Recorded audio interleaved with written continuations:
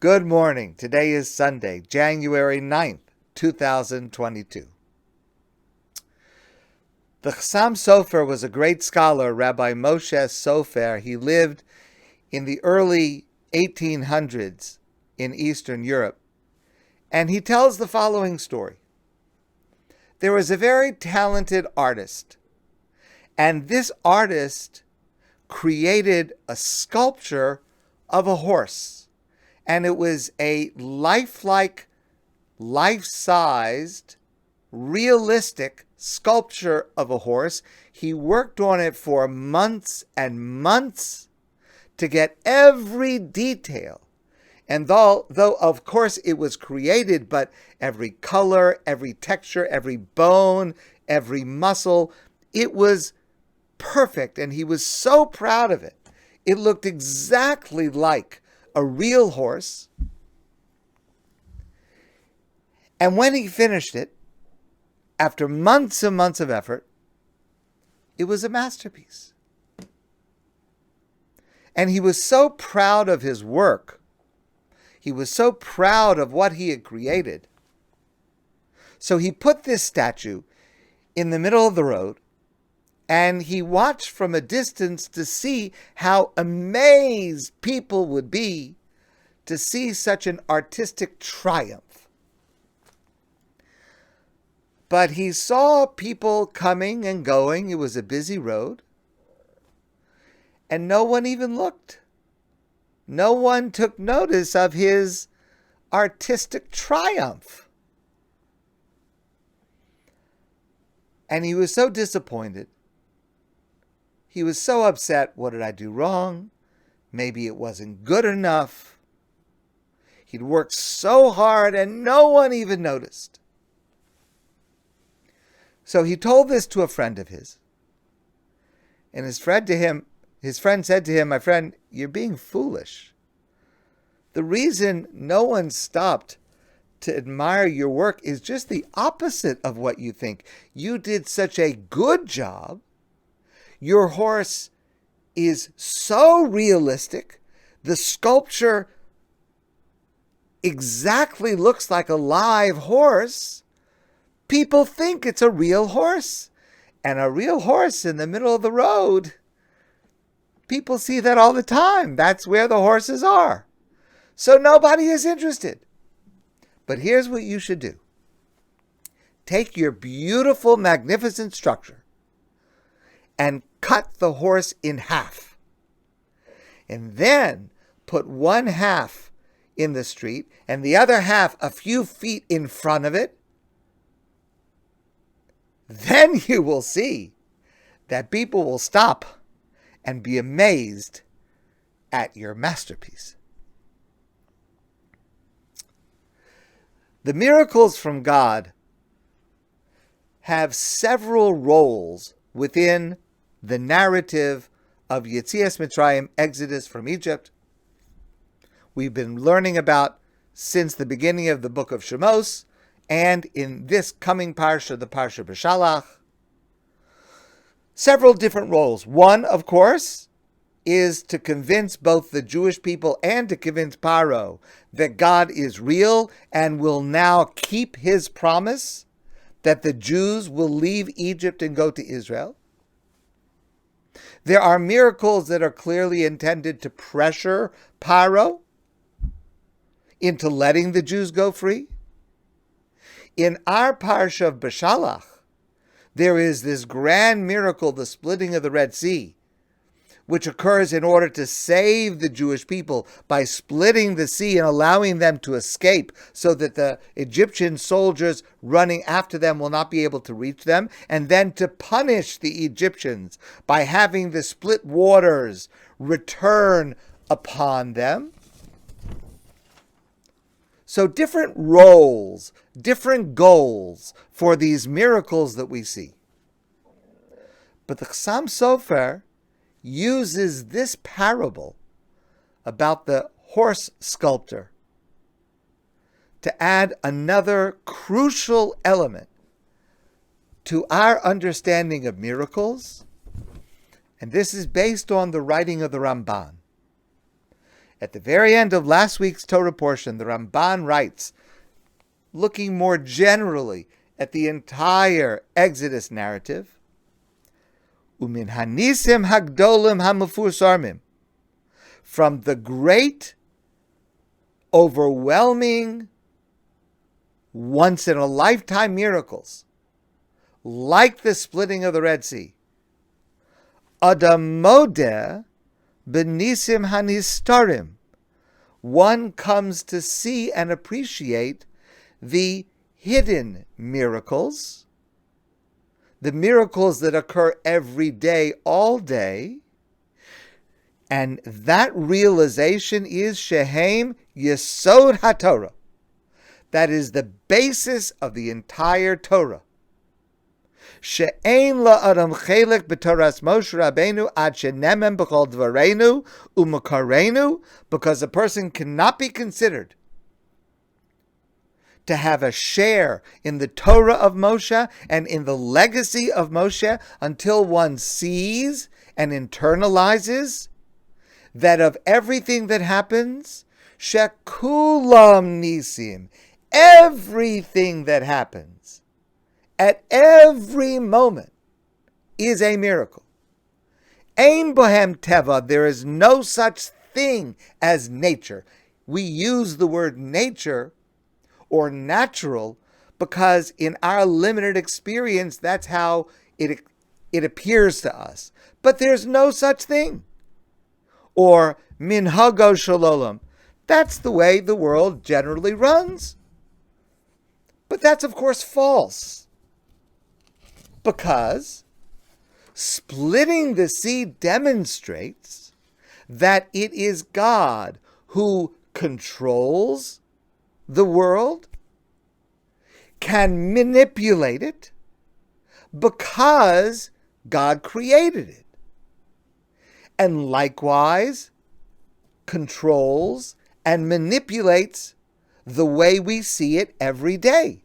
The way we see the sea every day with its waves coming upon the shore is exactly the same miracle as when God interrupts that by causing it to split so that the Jewish people could walk through on dry land. They are both miracles because God is doing both of them. The only difference is the frequency. But one attests to the other that everything comes as a result of God's will, as a result of God's decision at that moment. It should be this way right now. This is what Sarah McLachlan called just another ordinary miracle. But both are directly caused by God. And that's the way God changes it at His will. By seeing God change nature, like seeing the horse sculpture in two pieces, by remembering it constantly in our prayers, in our holidays, in so many of our rituals, we should be convinced that every moment is miraculous. That the complete horse we see all the time is no less a masterpiece than when it is separated into two pieces. I've shared with some of you before the insight to the line in our prayers that we say every day, 3 times a day in the Amidah. We say, Modim anachnu lach, thank you to Hashem. And we say that we want to thank God al nisecha v'al niflosecha al nisecha shebecho yom imanu. We want to thank you, God, for the miracles that are with us every single day. V'al niflosecha, and your wondrous miracles. Shebechol eis, they occur at every moment. Erev, every evening. V'voker, every morning. V'tzarayim, and every afternoon. What is that referring to? Is it referring to the splitting of the Red Sea? Is it in fact the case that the splitting of the Red Sea happens every morning, every evening, and every afternoon? Is that what it's referring to? No, that's not what it's referring to. It's referring to a different category of miracle that is no less a miracle.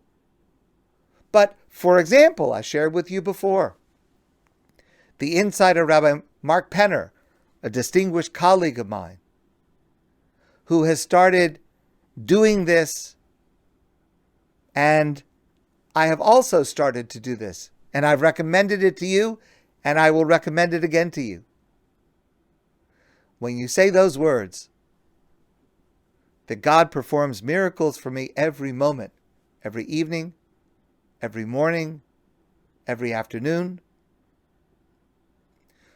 stop for a moment, be silent, place your hand on your heart and feel your heartbeat. Shebechol eis, erev, vavoker, v'tzarayim.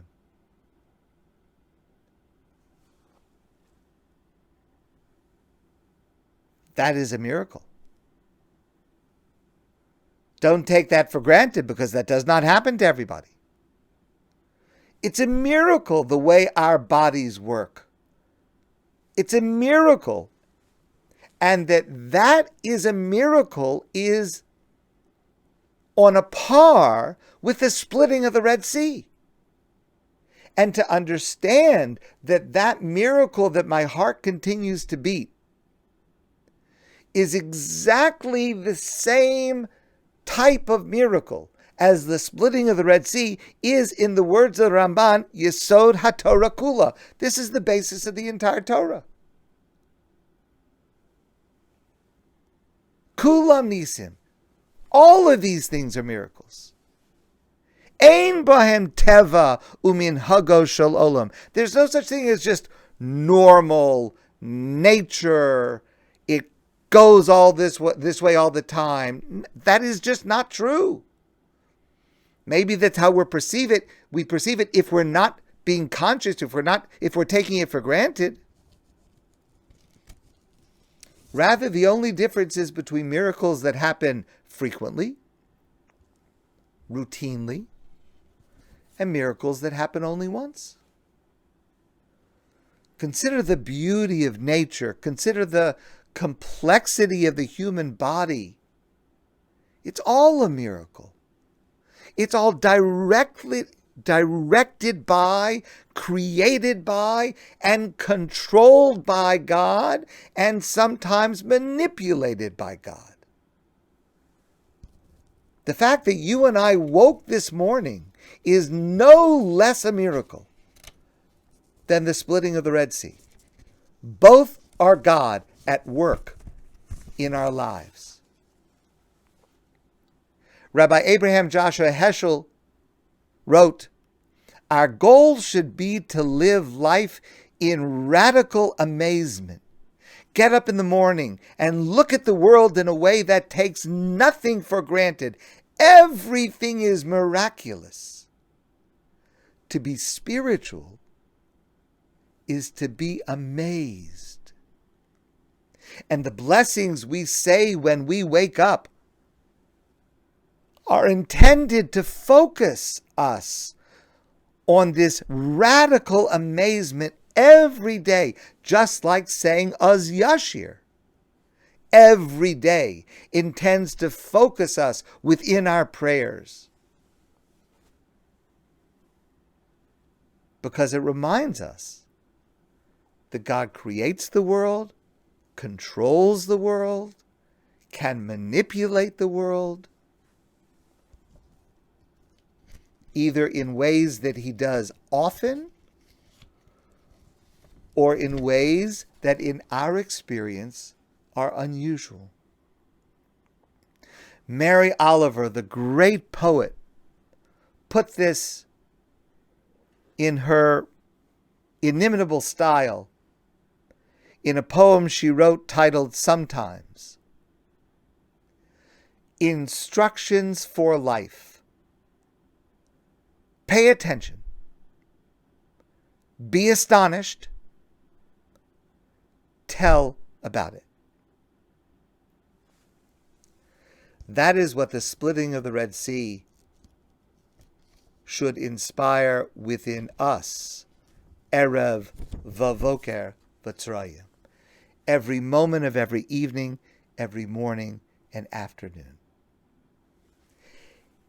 And finally, here is the greatest miracle of all. Shared by Sarah Tuttle Singer.